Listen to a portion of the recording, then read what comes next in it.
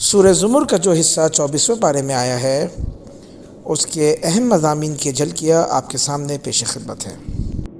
سب سے پہلی بات یہ ہے کہ قرآن جو ہے دنیا کے سارے انسانوں کو دو فریقوں میں تقسیم کرتا ہے۔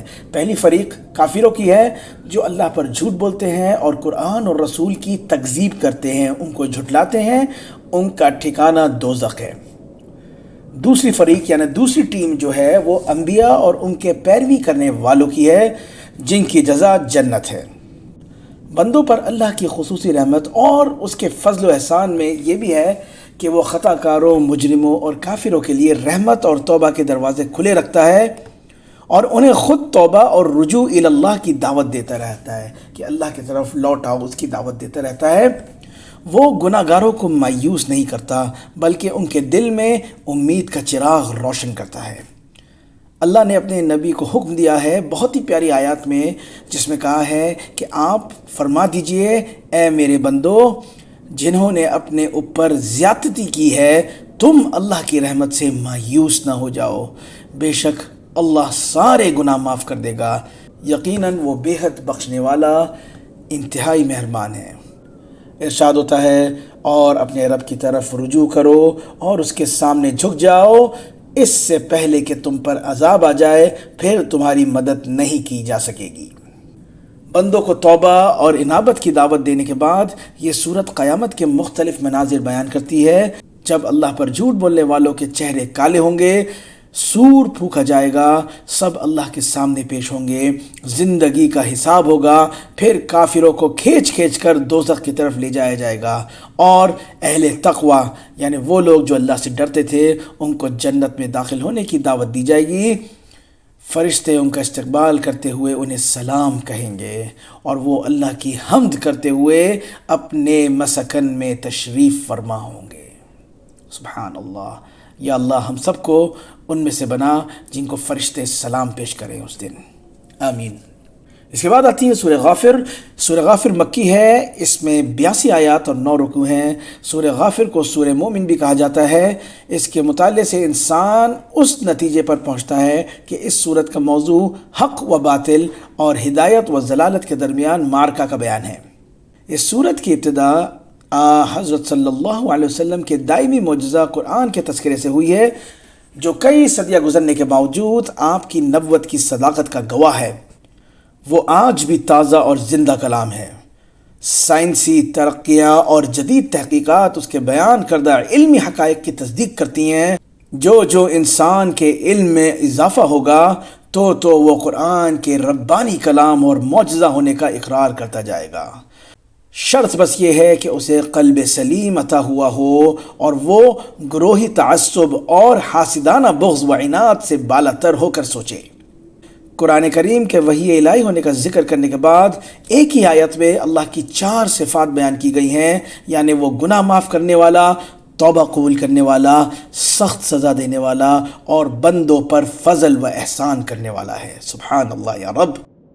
یہ سورت جن دوسرے موضوعات کو اپنے دامن میں سمیٹے ہوئے ہے، ان میں سب سے پہلے آتا ہے کہ وہ فرشتے جنہیں حملۃ العرش، عرش کو اٹھانے والے ہونے کا شرف حاصل ہے، اور جو عرش کا احاطہ کیے ہوئے ہیں، یہ سب اللہ کی حمد و تسبیح کے ساتھ ساتھ اہل ایمان کے لیے دعائیں کرتے ہیں۔ سبحان اللہ۔ وہ عرض کرتے ہیں اے ہمارے رب، تیری رحمت اور علم ہر چیز کو اپنے احاطہ میں لیے ہوئے ہے، بس تو مغفرت فرما دے ان لوگوں کی جو توبہ کرتے ہیں اور تیری راہ کی اتباع کرتے ہیں، اور انہیں دوزخ کے عذاب سے بچا لے۔ اے ہمارے رب، تو انہیں بھی ان دائمی باغات میں داخل فرما دے جن کا تو نے ان سے وعدہ کر رکھا ہے، اور ان کے آبا، ان کی بیویاں اور ان کی اولاد میں سے جو نیک ہیں انہیں بھی داخل فرما دے۔ بے شک تو ہی غالب اور حکمت والا ہے، اور ان کو عذابوں سے بچائے رکھ، اور جسے تو نے اس دن عذابوں سے بچا لیا تو بے شک تو نے اس پر مہربانی فرمائی، اور یہی بڑی کامیابی ہے۔ یا اللہ تعالی ہم سب کو بڑی کامیابی عطا فرما یا رب۔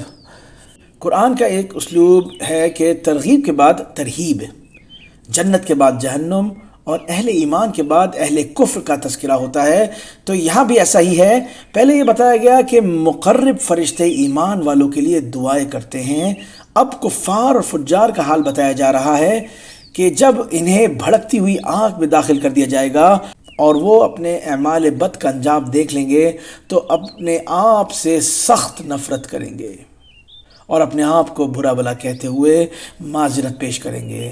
دنیا والی عقل کو بھول کر بڑی ذلت اور انکساری کے ساتھ آگ کے شعلوں سے نکالنے کی درخواست کریں گے، لیکن ان کی یہ درخواست رد کر دی جائے گی اور جہنم کے داروغے ان سے کہیں گے کہ جیسے آج عذاب کی شدت دیکھنے کے بعد تم اپنے آپ سے نفرت کا اظہار کر رہے ہو، اس سے کہیں زیادہ نفرت اللہ تعالیٰ اس وقت تم سے کرتا تھا جب تم ایمان کی دعوت دی جاتی تھی، لیکن تم تکبر اور سرکشی کرتے ہوئے کفر کرتے تھے اور ایمان قبول کرنے سے انکار کرتے تھے۔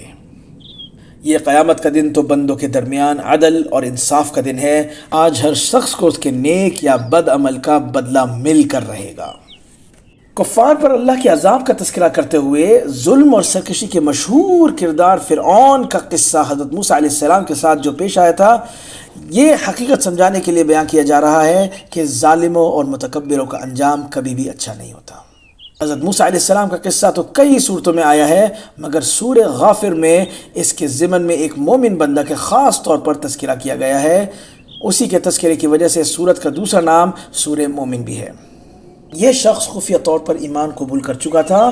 جب حضرت موسیٰ علیہ السلام کے قتل کے مشورے ہونے لگے تو یہ صاحب ایمان انسان آپ کے دفاع کے لیے اٹھ کھڑا ہوا اور کہنے لگا کہ کیا تم ایک شخص کا خون صرف اس لیے بہانا چاہتے ہو کہ وہ کہتا ہے کہ میرا رب اللہ ہے، جبکہ وہ تمہارے پاس واضح دلائل اور روشن معجزات بھی لے کر آیا ہے؟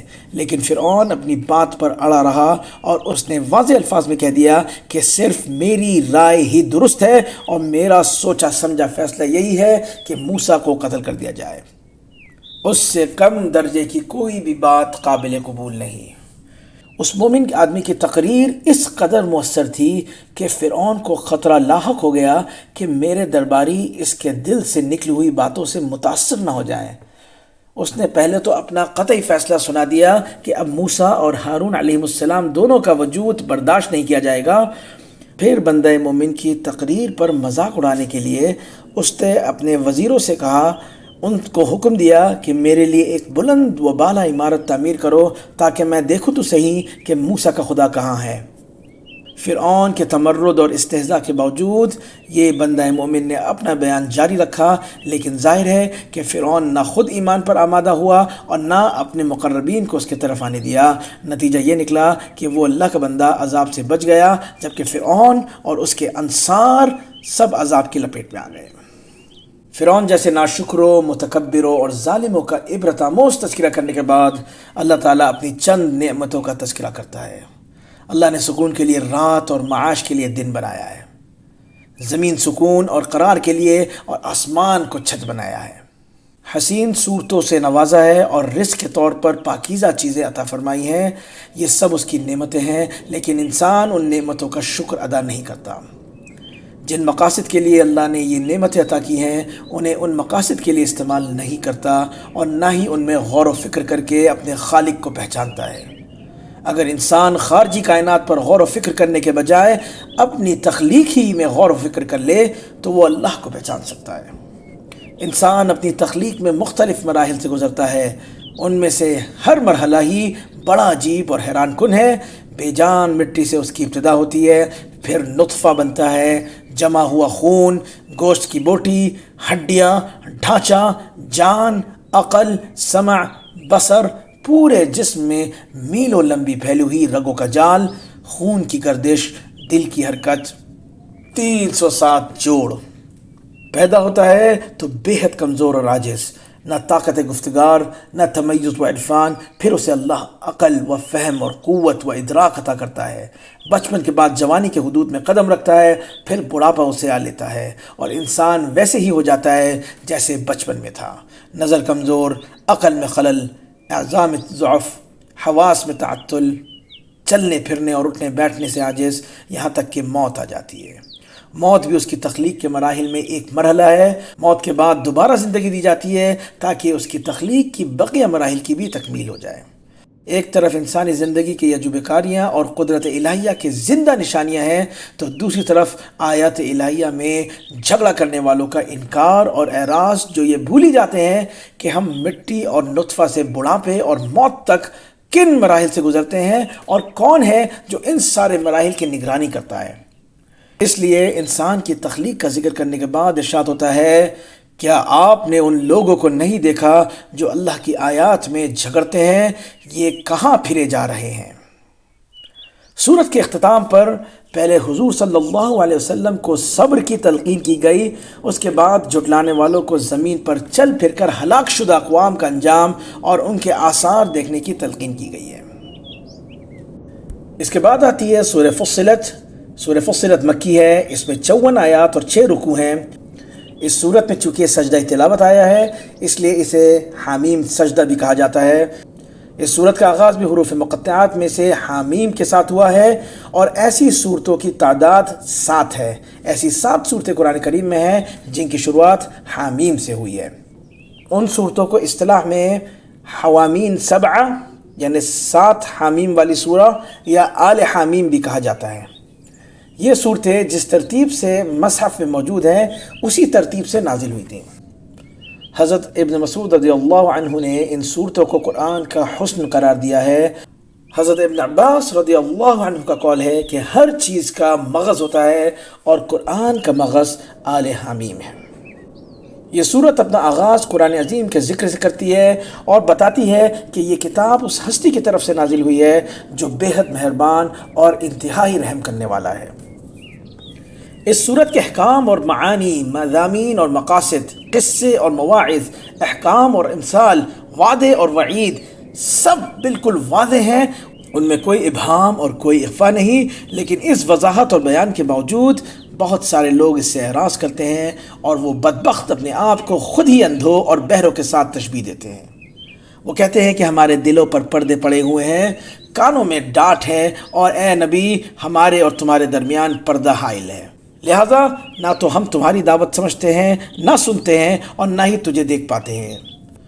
مشرکین کے ہذیاں اور یاوہ گوئی کے جواب میں اللہ نے اپنے نبی کو حکم دیا کہ آپ اپنی شخصیت کا تعارف اور اپنی بعثت کا مقصد بتا دیجئے۔ آپ فرما دیجئے کہ مجھے فرشتہ یا کوئی دوسری مخلوق ہونے کا دعویٰ نہیں، میں بشری تقاضے اور ضروریات رکھنے والے تمہارے جیسا انسان ہوں، لیکن اللہ تعالیٰ نے مجھے وحی اور رسالت کے ساتھ امتیاز بخشا ہے۔ اس کے بعد یہ صورت مشرکین کے کفر و شرک پر تعجب کا اظہار کرتی ہے، جو اللہ کی عظمت و جلال کے آثار کا مشاہدہ کرنے کے باوجود ان کا انکار کرتے ہیں۔ ان آثار و براہین کی نشاندہی کرنے کے ساتھ ساتھ قوم عاد اور قوم ثمود کی تکذیب، ان کا انکار اور ان کا انجام ذکر کیا گیا ہے۔ قوم عاد کو حیرت انگیز جسمانی قوت عطا کی گئی تھی۔ ان کی طاقت کا یہ حال تھا کہ ان کا ایک شخص پہاڑ سے چٹان توڑ کر الگ کر دیتا تھا۔ چاہیے تو یہ تھا کہ وہ اس قوت و طاقت کے عطا پر اللہ کا شکر ادا کرتے، لیکن وہ شکر کے بجائے گھمنڈ میں مبتلا ہو گئے اور فخریہ طور پر چیلنج کرنے لگے کہ ہے کوئی ہم سے زیادہ طاقتور۔ ان کی حماقت اور نادانی پر تعجب کا اظہار کرتے ہوئے انہیں جواب دیا گیا کہ کیا تم اس ذات کی قوت و طاقت سے غافل ہو گئے جس نے تمہیں پیدا کیا؟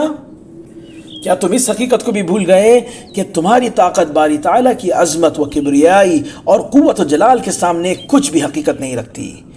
پھر یوں ہوا کہ ان پر تیز اور ٹھنڈی ہوا کا عذاب مسلط کر دیا گیا۔ مسلسل 7 دن تک ہوا چلی اور ہوا نے انہیں اٹھا کر یوں پٹخا گویا وہ بے حیثیت کیڑے مکوڑے اور خس و خاشاک ہو۔ قوم ثمود نے بھی ایمان پر کفر کو، ہدایت پر ضلالت کو اور بصارت پر اندھے پن کو ترجیح دی تھی۔ ایک دن جب کہ وہ اپنے عیاشیوں میں مست تھے، ایک چنگاڑ آئی جس سے کانوں کے پردے پھٹ گئے، اور زلزلہ آیا جس سے سب کچھ زیر و زبر ہو کر رہ گیا۔ عاد و ثمود جیسے سرکش قوموں پر دنیاوی عذاب کا تذکرہ کرنے کے بعد اخروی عذاب کا تذکرہ ہے، جو آخرت میں عذاب ہوگا اس کا تذکرہ ہے، جب اللہ کے دشمنوں کو اللہ کے حضور جمع کیا جائے گا اور وہاں ان کے اعضاء یہاں تک کہ ان کے جسم کی کھال ان کے خلاف گواہی دے گی۔ اس کے علاوہ یہ صورت متکبرین اور منکرین کے مقابلے میں مخلص مؤمنین کا تعارف کراتی ہے، جن کی نمایاں ترین وصف ایمان پر استقامت ہے۔ جب انہوں نے ایک بار اللہ کو اپنا رب کہہ دیا تو اب وہ زندگی بھر اپنے اس قول و قرار پر جم گئے۔ یہی استقامت ہی ولایت ہے، اور استقامت سب کرامتوں سے بڑی کرامت ہے۔ اصحاب استقامت کو جنت میں ٹھکانہ دے کر کہا جائے گا کہ تم یہاں منچاہی زندگی گزارو، یہ بدلہ اس کا کہ تم دنیا میں خدا چاہی زندگی گزار چکے ہو۔ اصحاب استقامت میں سے بھی اللہ کے نزدیک سب سے معزز اور قابل تحسین وہ لوگ ہیں جو اخلاص اور حکمت کے ساتھ اللہ کی طرف دعوت دیتے ہیں اور اس راہ کی مشکلات کو رضا الہی کے حصول کے لیے برداشت کرتے ہیں۔ اس پارے کا اختتام رب تعالیٰ کے عدل کے بیان پر ہوتا ہے۔ فرمایا گیا، جو نیک عمل کرتا ہے سو وہ اپنے لیے کرتا ہے، اور جو برے کام کرتا ہے سو ان کا وبال اسی پر پڑے گا، اور تیرا رب بندوں پر ظلم کرنے والا نہیں ہے۔ وآخر دعوانا ان الحمد للہ رب العالمین۔